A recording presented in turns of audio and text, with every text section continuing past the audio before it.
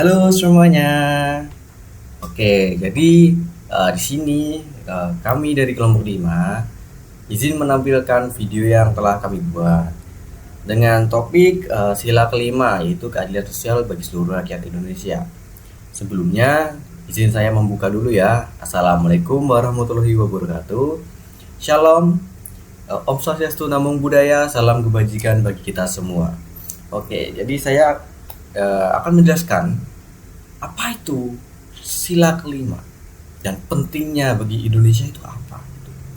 Jadi sila kelima itu sendiri yaitu adalah keadilan sosial bagi seluruh rakyat Indonesia yang memiliki makna dan fundamental yang dalam bagi kehidupan berbangsa dan bernegara kita.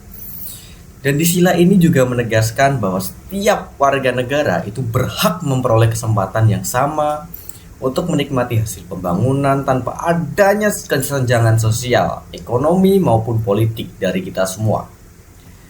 Prinsip keadilan sosial itu menjadi landasan bagi terciptanya keseimbangan antara hak dan kewajiban, serta mendorong pemerataan kesejahteraan di seluruh lapisan masyarakat. Jadi nggak ada tuh namanya yang level-level gitu. Jadi semuanya tuh rata.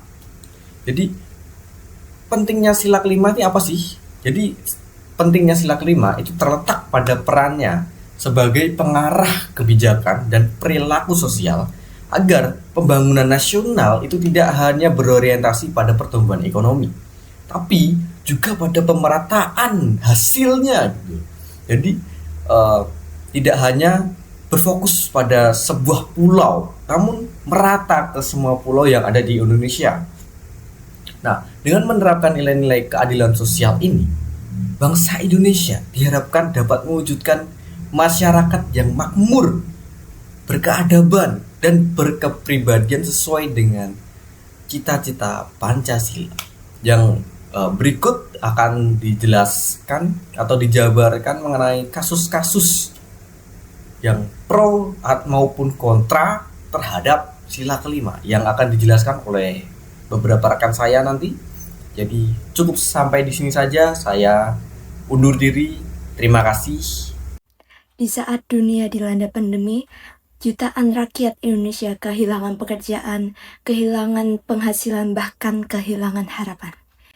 Di saat itu, negara memberikan bantuan sosial berupa beras, minyak, bahkan mie instan sebagai wujud keadilan sosial bagi seluruh rakyat Indonesia. Namun, di balik janji-janji itu, terdapat tangan-tangan yang menodai kemanusiaan. Akhir tahun 2020, Komisi Pemberantas Korupsi menetapkan Juliari Peter Batubara, Menteri Sosial Republik Indonesia pada saat itu, sebagai salah satu tersangka atas korupsi dana bantuan sosial COVID-19 yang diperkirakan mencapai kerugian negara sekitar 125 miliar rupiah. Dalam pembacaan tuntutan jaksa menyebutkan bahwa mantan Mensos ini menyalahgunakan wewenang dan jabatannya selaku menteri dalam program pengadaan bantuan sosial COVID-19 untuk wilayah Jabodetabek. Selain tuntutan 11 tahun penjara, jaksa juga menuntut denda kepada politisi PDI Perjuangan ini sebesar 500 juta rupiah. Juliari didakwa menerima uang suap senilai lebih dari 32 miliar rupiah. Uang harapan rakyat miskin disulap menjadi uang suap, dibagikan di dalam amplop, disembunyikan di dalam koper, lalu dikirim langsung ke rumah sang menteri. Skemanya terlihat sederhana tetapi sangat busuk. Setiap paket bantuan sosial itu senilai Rp300.000 untuk rakyat. Tetapi mereka dipaksa dipotong oleh para penyedia barang. Mereka harus menyetor fee sekitar Rp10.000 per paket kepada pejabat Kementerian Sosial sebagai uang pelicin agar bisa mendapatkan proyek.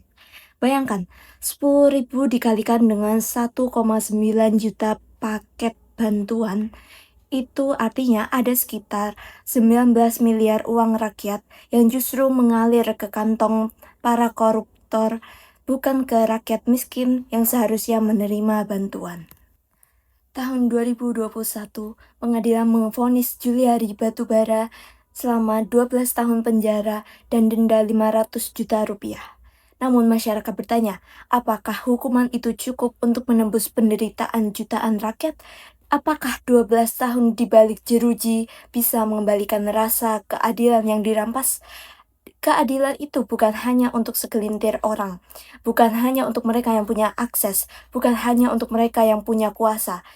Ketika bantuan sosial itu dirampas, ketika sistem itu dilanggar, maka di saat itulah keadilan sosial itu gagal ditegakkan. Hari ini kita akan melihat langsung potret nyata pendidikan di dusun terpencil di Indonesia. Banyak anak-anak yang begitu semangat belajar namun harus menghadapi tantangan besar dalam mendapatkan akses pendidikan yang layak. Di dusun terpencil tersebut terdapat sekolah yang fasilitasnya sangat minim, ruang kelas sederhana, buku terbatas, bahkan akses listrik atau internet yang tak stabil.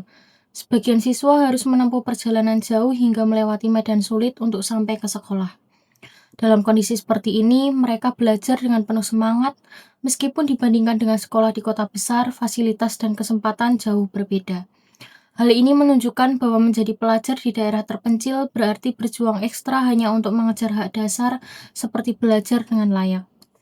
Kondisi ini jelas menggambarkan ketimpangan pendidikan dan menegaskan bahwa nilai dari sila kelima Pancasila, yaitu keadilan sosial bagi seluruh rakyat Indonesia, belum sepenuhnya terwujud. Karena ketika anak-anak di pedalaman memiliki semangat yang sama, namun fasilitas dan kesempatan jauh berbeda, maka keadilan sosial belum terwujud.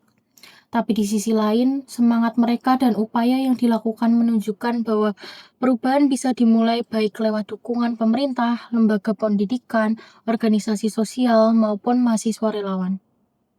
Mari kita renungkan apa yang kita bisa lakukan sebagai mahasiswa, teman, warga negara untuk membantu memastikan bahwa pendidikan yang layak tidak hanya untuk sebagian, tetapi untuk semua. Dari dusun terpencil hingga kota besar, mari mewujudkan keadilan sosial melalui pendidikan. Hari ini kita akan membahas sebuah video dari media asing yang menyoroti gelombang demo besar di Indonesia, serta kasus tragis yang menimpa seorang pengemudi ojek online yaitu Afan Kurniawan. Video ini memperlihatkan bagaimana tragedi di jalan raya bisa menjadi simbol dari persoalan keadilan sosial yang lebih luas di negeri kita.